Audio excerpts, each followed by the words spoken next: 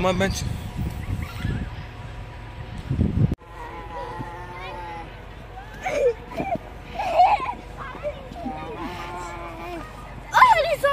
Gel buraya.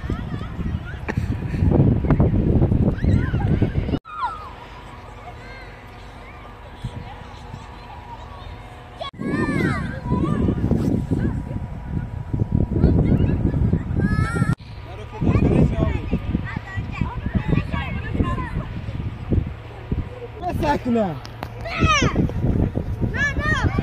Ha, sırt.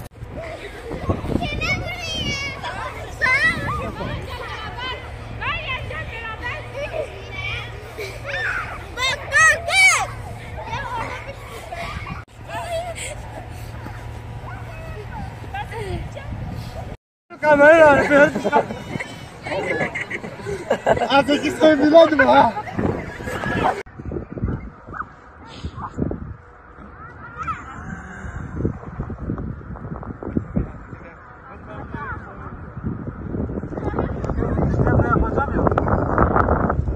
Canım ağzı çünkü bu devil benim. Ne yaptım ya? Acısına yazıp bir batacak. Evet Mehmet Baba, ne diyorsun? Abi Silopi'ye kar yağıyor ya. Böyle bir şey olabilir mi şu anda ya? Çok enteresan şu anda. Çok garip şeyler. Valla kar güzel.